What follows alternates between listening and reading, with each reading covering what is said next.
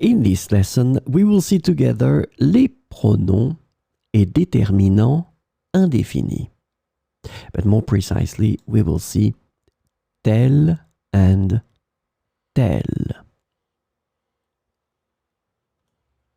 So the main question is, what are les pronoms et déterminants indéfinis?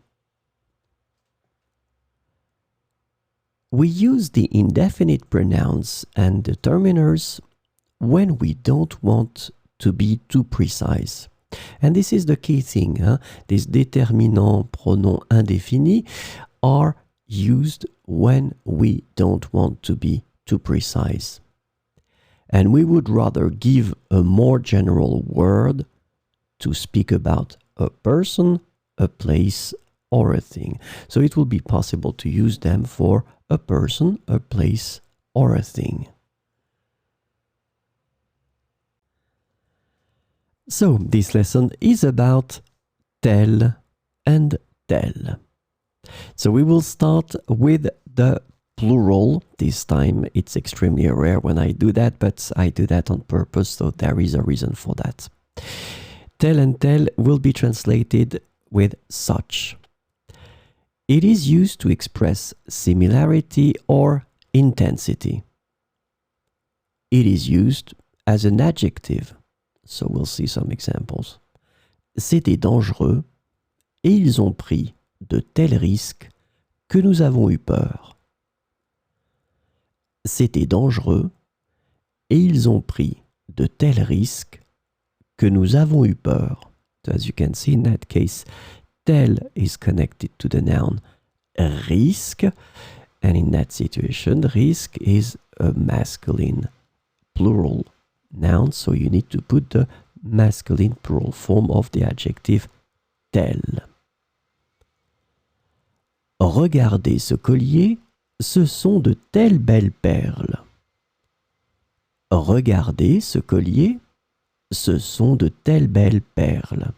So in that situation, tel here is connected to the word perle, and in that situation here, as you can see, perle is a feminine plural noun.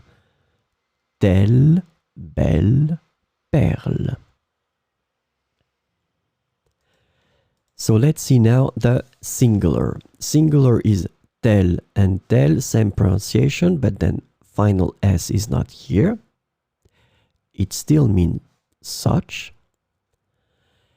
It is used to express similarity or intensity, so this is exactly the same thing. It is used as an adjective, same thing too. It is used with the indefinite article, so this is important, and that's the reason why we'll have two examples. C'est un tel défi. C'est un tel défi. So here you can see défi, masculine noun. So tel will be in the masculine form. This is the singular. Don't forget to put the indefinite article. Un. C'est un tel défi.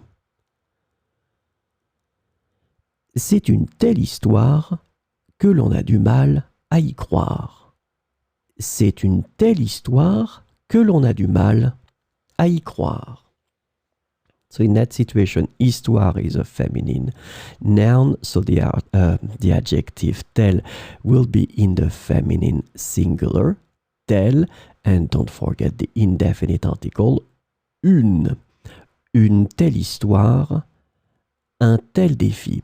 So keep in mind that the article is really important, because if you put the definite article, c'est le tel défi, it's a mistake, because clearly it doesn't work with the definite article. It must be the indefinite article.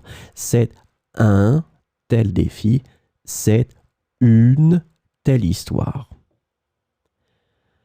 And now, attention, tel et tel. It can be used to express indeterminacy. And in that case, it is used without any article. So we'll see two examples. Tu peux choisir tel ou tel ordinateur, le résultat sera le même. Tu peux choisir tel ou tel ordinateur, le résultat sera le même. Si elle le souhaite, elle peut venir tel jour à telle heure. Si elle le souhaite, elle peut venir tel jour à telle heure. So remember that it will be tricky.